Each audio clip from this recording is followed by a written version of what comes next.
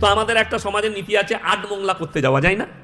কি করে আট মোংলা? এই বর্তমান জেলার লোক আট মোংলা করতে যায়, মানে 8টা মুরগি খাবে শাশুড়ি। তো গেছে, তো ইয়ে তো জানে না, প্রথম রাতে তো ঘরে পিসাবখানা নাই, রাতের বেলায় উঠে বউকে বলছে মুদবো আমি, তো ওই তোমাদের এগনেতে মুতে দেবো। বলছে না, ওই যে দেখছো না ঢিপি আছে, পিসাই বলছে মুতা যাবে না। আচ্ছা ঠিক আছে, পুকুরে পাড়ে মুতে দিই বাইরে বেরিয়ে গিয়ে।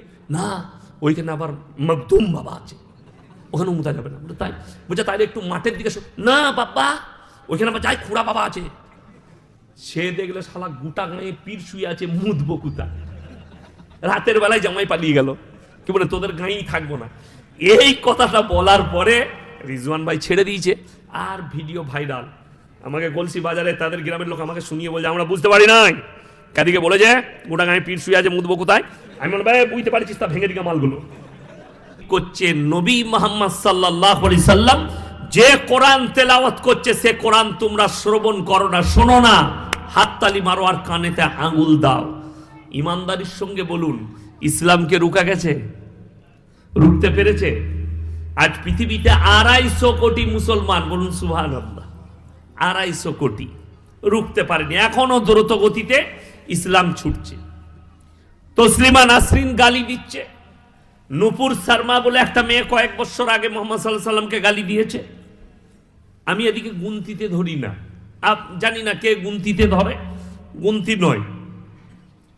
ভারতের যারা মনীষী আমার কাছে, আমাদের কাছে, কবিগুরু রবীন্দ্রনাথ ঠাকুর, ঈশ্বরচন্দ্র বিদ্যাসাগর, বঙ্কিমচন্দ্র, শরৎচন্দ্র, রাজা রামমোহন রায়, স্বামী বিবেকানন্দ আমেরিকার শিকাগো শহরে দাঁড়িয়ে বলেছেন, পৃথিবীতে যদি আমি কেউ কি মহামানব মনে করি, তিনি হচ্ছেন হযরত মুহাম্মদ মুস্তাফা, বলুন সাল্লাল্লাহু আলাইহি ওয়াসাল্লাম।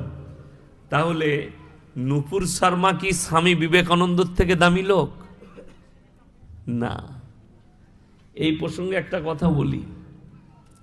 আমাকে একবার বর্ধমানে খুব বড় ডাক্তার, এশিয়া মহাদেশের 3টে হার্টের ডাক্তারের মধ্যে উনি একজন, ডাক্তার আজিজুল হক।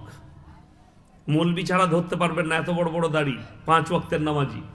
কলকাতায় থাকে, বর্ধমানে একদিন বসে প্রতি মাসের 28 তারিখে, ওই করজেন গেটের কাছে মল্লিক বাজারের ওপরে বসেন। বেশি রুগী দেখে না, 20টা না 25টা রুগী দেখেন। ওনার বাড়িতে পার্সোনাল প্রোগ্রাম করেছিল, আমি তখন খাগড়াগড় মাসেই থাকতাম, গেছি।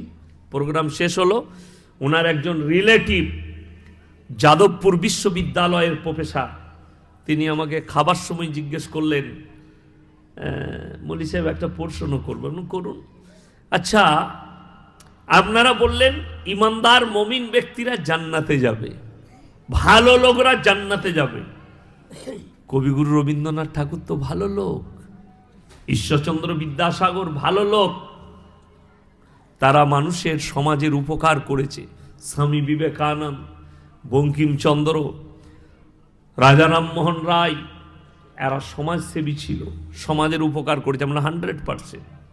এখন এইখানে একটা মাসলা শুনেলেন, আপনারা কি বলছেন শুধু মুসলিম আমরাই ভালো কাজ করি, কোনো হিন্দু ব্যক্তি ভালো কাজ করে না? কথা বলেন। অনেকজন করে, কতজন করে, খুব ভালো কাজ করে, অনেক ভালো ব্যক্তি আছে, সমাজ সেবা করে, মানুষের উপকার করে। এখন জান্নাত আর জাহান্নামের মাসলা এখানে হচ্ছে, যারা ঈমান আনেনি, আল্লাহর প্রতি বিশ্বাস আনেনি, নবী মুহাম্মদ সাল্লাল্লাহু আলাইহি সাল্লামকে বিশ্বাস করেনি, যদি কেউ এরকম ব্যক্তি থাকে আর ভালো কাজ করে, তার বদলা আল্লাহ তাকে দুনিয়াতেই দিবে, পরকালে আর কিচ্ছু থাকবে না। এইটা হচ্ছে মাসলা সহি। কেন? যদি বলেন দুনিয়াতে কি পেল, আমি বলছি যতদিন স্কুল, কলেজ, ইউনিভার্সিটি, কিয়ামত পর্যন্ত আপনি যে কোনো স্কুলে যান, প্রাইমারি, শিশু শিক্ষা কেন্দ্র, হাই স্কুল, কলেজ, ইউনিভার্সিটি, যেখানে যাবেন, হেডমাস্টার যে অফিসে বসে, তার মাথার উপরে কার ছবি টাঙানো থাকে? কাজী নজরুল ইসলাম, কবিগুরু রবীন্দ্রনাথ ঠাকুর, বঙ্কিমচন্দ্র, শরৎচন্দ্র, স্বামী বিবেকানন্দ মাথার উপরে টাঙানো থাকে, থাকে না? থাকে না? আমাদের সমাজে আপনারা তাকালে দেখবেন তাদের জন্ম মৃত্যু বার্ষিক পালন হয়, হয় না? হয় না? ইসলামী শরীয়তে হারাম। আমাদের শরীয়তে জন্মদিন পালন করা যাবে না। তবে পানাগড় কাকুড়া কৈচরের লোকের একটু পয়সা হলে করবেন, তাই না? করে না। পানাগড়ে বাস করছে, বাড়ি করেছে, স্ট্যান্ডার্ড পাশে ইহুদি খ্রিস্টানরা বাস করে, কিছু বেঈমান কাফের, ওরে বাবরে তার ছেলে জন্মদিন পালন করছে, টাকা হয়েছে। তো আমাদের দেশের লোকের একটা গোলমাল আছে, একটু যদি পয়সা হয় তার চলন আলাদা হয়ে যায়, তার বলন আলাদা হয়ে যায়। কি বুঝলেন? আমি ওই আপনাদের এখান থেকে ঢুকে গিয়ে, ওইটা হচ্ছে বিষ্টুপুর গ্যারাইয়ের পাশে, জানেন না?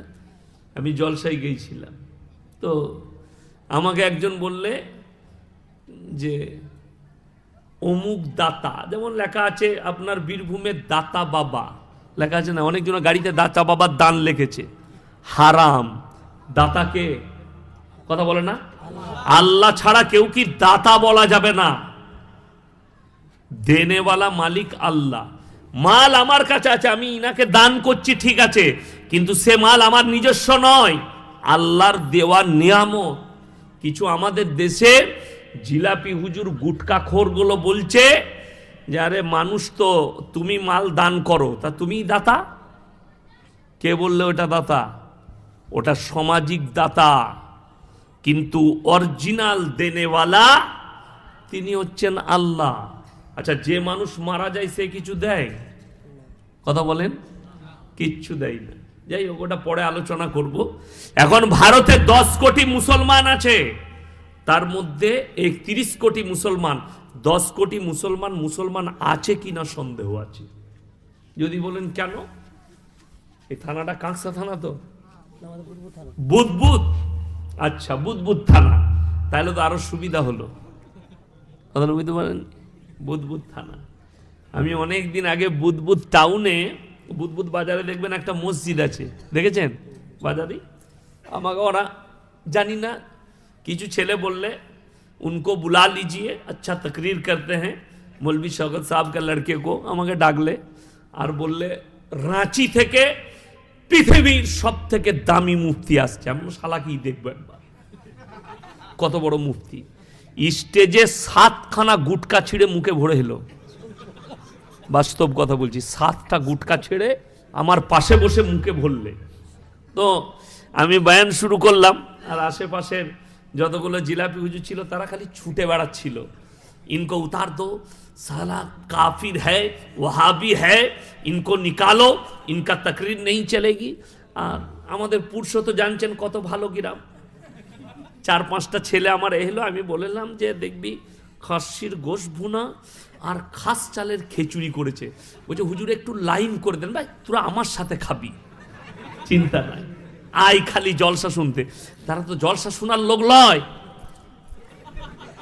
কিসের খাবার লোক।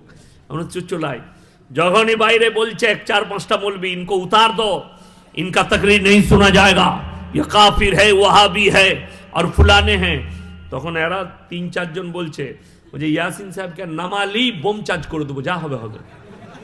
ভয় আর কেউ বলে না, দেখছে পুরুষ ছেলে গোলমাল করবে। ওরা বললে নামাক খালি, তারপরে ভাঙচুর কি করতে হয় আর ঝামেলা কি করতে হয় দেখে নেবো।